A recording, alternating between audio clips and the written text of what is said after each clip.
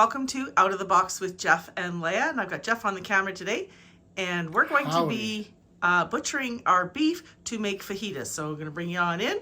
Jeff's got our beef. So this is from, again, our favorite local butcher, Sultan Butchery here in Canada. And so what we're going to do is we're going to get it opened up first. Well, don't you want to show stuff before we open it? Like what? Like what? I'm going to, but you're going to open it up. Oh, okay. Yeah. It's so full of blood, so I'm going to get messy, guys. So always use a baking sheet underneath stuff like this because it gets kind of messy. So while he's cleaning that up, I'm going to come in and show you. So you will see that the protein actually has a grain, okay? And that means that the fibers, you really see it well over here, run a certain direction. And when you cut lengthwise with those, that's when your beef tends to be really tough and chewy and not pleasant. So what we're going to do is we're actually going to butcher this lengthwise this way, meaning Jeff. You mean shoe leather? Yeah, like you used to like it. And we're going to butcher it this way. So probably cut this into 3 to 4 portion type pieces. They're not all going to get cooked for fajita dinner. What so if just I going to start. Cut it in half and then cut it. No, out? I want the long slabs of it, so you can turn it on its side if you wish, as long as you're cutting going this way that way. And not this way. Correct. So this way. That way, this dear. Way. He's being. Yeah, welcome to my life, everyone. Oh, yes. Okay. Let's get her going. Okay, so he's going to start cutting that right here. It's fine. Hold on. I got to move it. Okay. Put it on a purple. Solid. Purple for protein. Purple for raw protein for us, anyways. Yes. So always have it separated so you know what you're doing for your prep area. So yep, just probably slice it along. About that thick. We want them about 1 inch thick. So yeah, we're going to come on in thereabouts. 2 fingers for Jeffrey. Yeah. Sharp knives, by the way, in your kitchen are essential. You will do more damage with a dull knife than you ever will with a sharp one. Sharp knives. Use a finger. Yes, sharp knives cut what they're supposed to. Dull knives skitter off and can cut your fingers and things you don't want to. So always use a sharp knife. Okay, so and he's just literally gently butchering it down. You'll be able to see this graining a lot better here in the shadowing. So what's going to happen is we're going to grill this flat in the sous vide. Actually, you've kind of gone crooked there. Watch the kitty's rosemary. It's not very even. He's not a butcher. That's okay. And we're going to cook this in the sous vide. And we'll show you how that works. Not very even. We're going to maybe even that up a little bit, dear.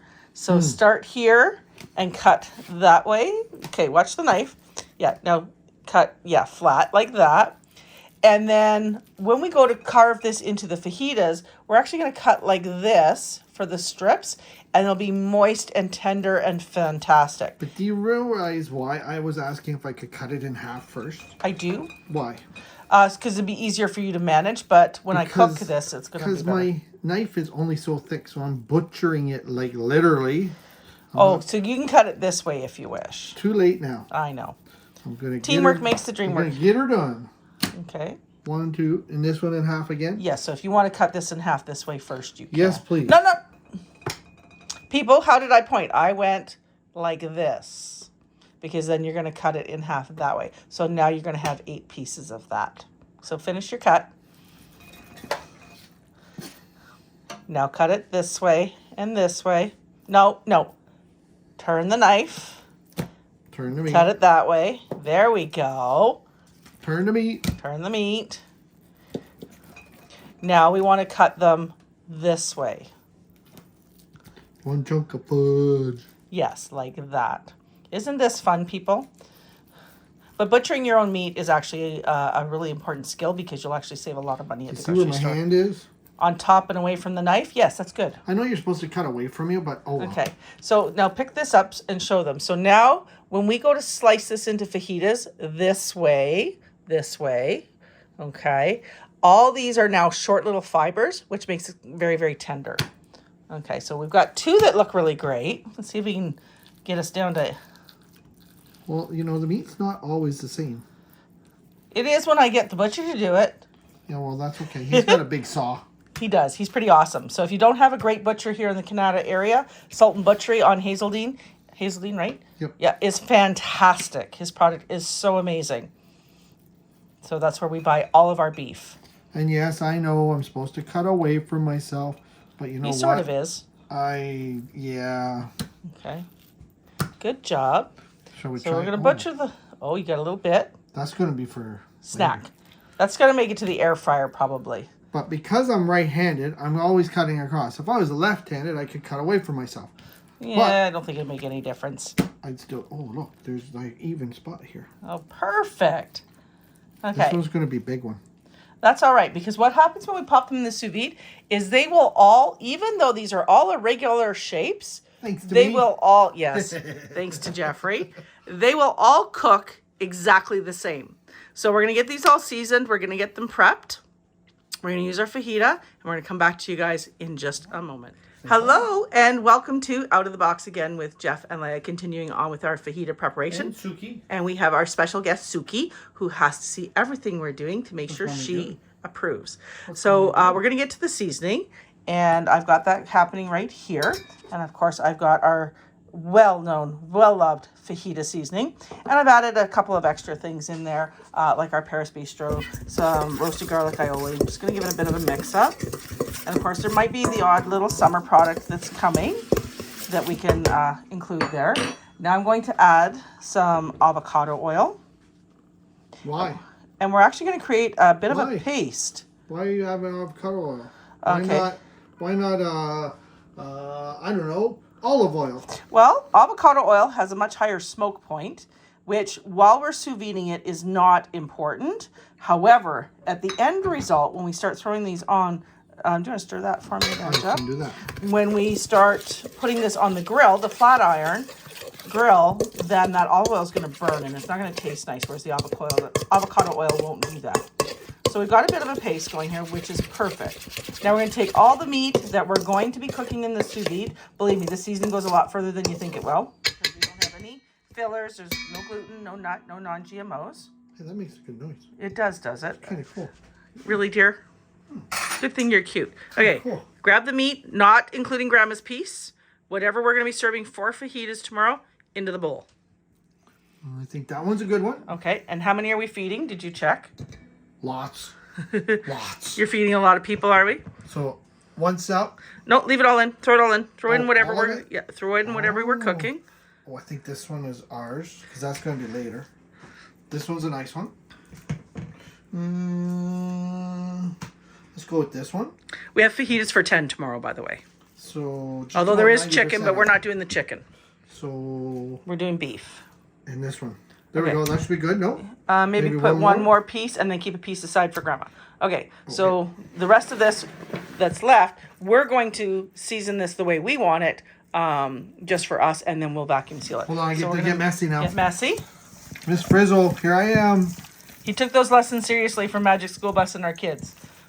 Now, you know- could let this sit overnight, and we talked about that, but it kind of is, because we're going to cook it in the sous vide, and it's going to stay in the sealed bags until we grill it tomorrow, so it's perfect. So you can see all that seasoning went exactly where it was supposed to. My hands. No, it's not all over your hands. All right, so Okay, meat okay. seasoned. Jeff looks like he usually does, and now we're going to pop it in the bags, and then we'll show you what the sous vide process looks like. So, everyone, Leia's got me working with water again. Like, look. Oh, poor baby. We already did the ice challenge. Now we're going to be doing the heat challenge. You should feel how hot this water is. I'll touch Leia just to see. No? Okay. No, okay. So what are we doing anyways? We are cooking our steak, our flank steak, that has been already marinated. And I've already put it in the sealed bags, so that way we can put it in the water. And it's a water bath called a sous vide. So this is what we do. We put them in the water like that. Clip them together. Yeah. I think we're So, going to run out of room. what's important is that the meat actually be below the water level. Super, super important. And little known secret, many of your favorite restaurants, this is exactly how they get your steaks to perfect temperature all the time. And every single one of these is going to come out perfectly temperatured to medium rare plus, which I cook to 134 degrees, which gives us the space to be able to grill it, warm it up, and sear it to bring it up to that perfect medium rare, which is about 138 degrees. As long as we you like don't these let my cooks. dad cook Yeah. the final part of it. So, well, we try not to. Okay, I'm running out of room for all Okay. my steak. That's okay. Cook with the ones that'll fit, obviously. We don't want to overcrowd. And then what we'll do is we set the timer on the sous vide, which is this wonderful little machine here. We got to make sure we get my mom's in there. Yeah, get your mums in there. Very important. So I think we're at the max here. And then it will cook for probably about 4 to 5 hours at that temperature. Take them out. We're going to throw them in the fridge, and they'll be ready to grill tomorrow. But does everybody, did you tell everybody why we did not marinate them overnight? Because they're going to marinate in their bags, and then they'll be already marinated. They already have everything in it. Exactly. Perfect. So should we put one more in there? Can you squish one? I think so. You've got another clip here. We got one more. I got only one on this side, so I can do one more over Get them all in. Oh, that's full. It's pretty full. It's perfect. Get your last 2 clips. I've only got 1 clip. Okay, well, we'll make it work. There might be another one in the drawer. Okay, and now we're going to turn it on. Have you plugged it in? Not yet. Hold on. I got to get this one down. Oh, my sous chef. This is hot. Well, he did fill it from our tap water, so he started with hot water. You should not touch electrical with wet hands. Oh, come on. You can do the happy chicken dance. Yeah, sure. Just to go with the happy water dance. Yeah, absolutely.